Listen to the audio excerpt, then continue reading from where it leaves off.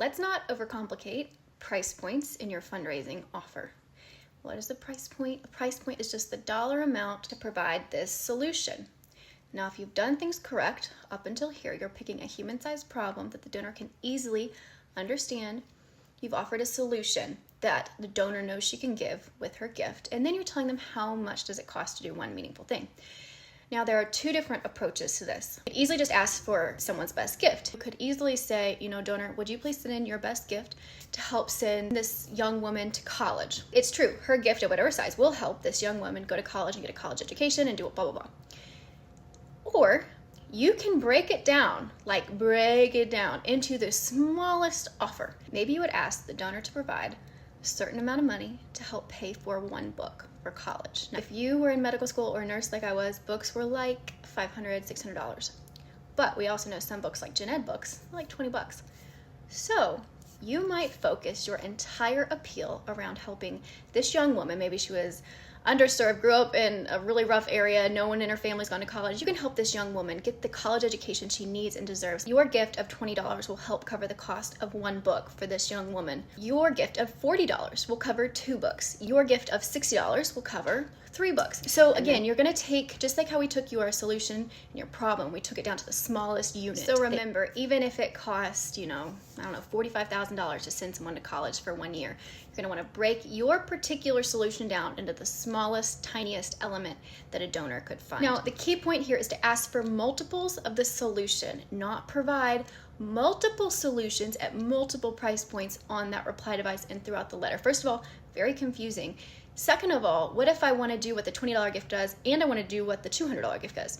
You're creating so much friction, and it's just not very kind to do to your donor because you're not making it easy for them. Okay, so you want to do multiples of the one solution. The internet is full of bad advice. I'll show you this. So CauseVox, they recommend giving 4 to 6 different options. I would not go above 3 or 4. And make sure, you typically do 3 with a fill in the blank for whatever their best gift is, but I would not do 6. So they say do 4 to 6 different options and give them different options of things to give. For example, bring one new woman to programming for $10. For $100, you could cover a month of playgroups. For $350, a month of cafe childcare. 500 educational opportunities. That's a really, really great way to bring in less money, to lower the response rate, and to be very unkind to your donor, because what if she wants to do the $10 thing and the $500 thing? Spare me. Since when does the human brain like to make decisions? Since when can you look at 6 things and know exactly what you're going to do? For example, I bet you go to the grocery, you look at the Greek yogurts, okay? And you're like, oh, should I get the one that's highest protein? What about the one that's like lower fat? What about this one? It says, ×3, which who knows what that means. Should I do maybe organic? You could stand there forever. So do not do that to your donor. Make sure she immediately knows what she's going to do and how to make the most impact with her gift. So just remember the Greek yogurt. I don't know what you stare and look at the store. I typically will go to the chocolate and the Greek yogurt, but make it simple. Do multiples of the same solution. Now, donor voice on the agitator. The writing is hard for me to comprehend at a fast pace because it's very intellectual and it's great behavioral science. So when I need to know something about human behavior, I go there. They mentioned 2 different principles I want to share with you. The first principle is the hassle-free effect.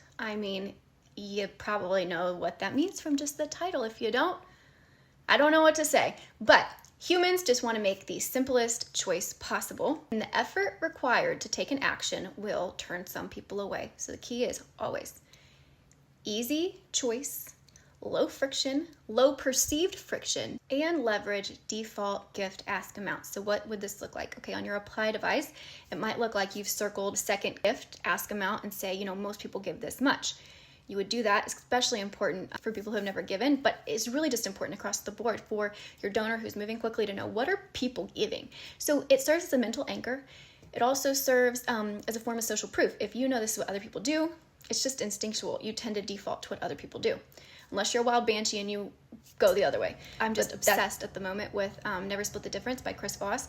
I'm 8 years late to the party, but that's fine. He does say this: in situations of great ambiguity, uncertainty, maybe a novel situation, typically the first ask amount in any negotiation tends to be the one that pulls the most weight through the conversation. And really that's just the anchoring effect. So when I tell you, emphasize the gift amount that people give most, that's a form of an anchor. So in a negotiation, maybe the biggest anchor is that first dollar amount that's thrown out.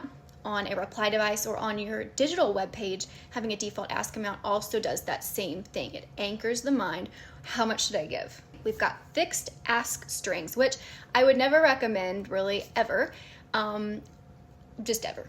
So that would mean you're asking for the same amount from every single person. So your mid-level donors, your major donors, your small donors, your non-donors, you're asking for 20, 40, 60, 1,000, I don't know.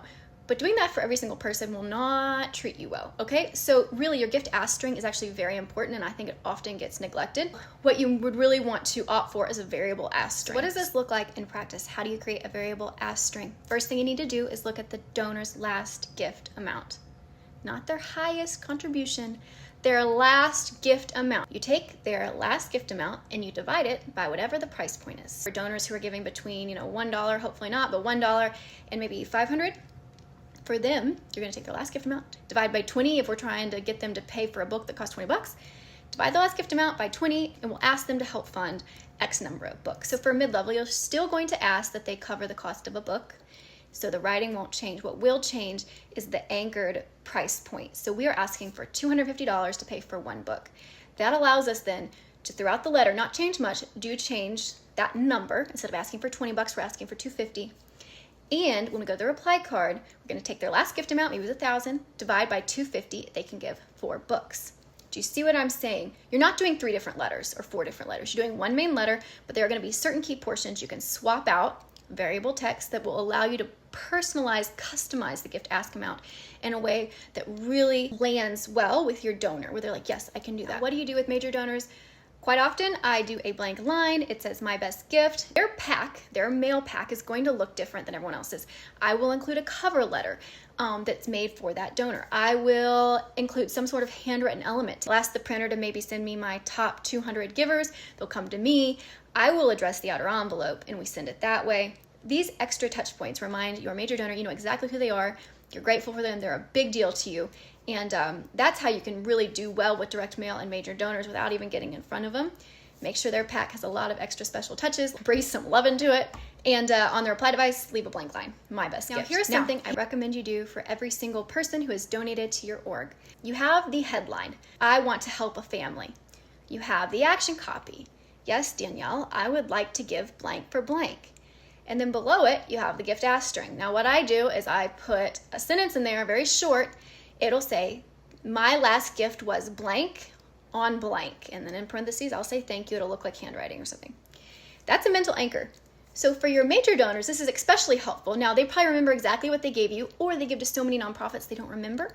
So by putting that anchor there, it reminds them, oh yeah, I did do that last time. And how better to convince someone to do something than by using their own actions and putting it in front of them. Like, hey, you thought we were worthy of giving to this one time.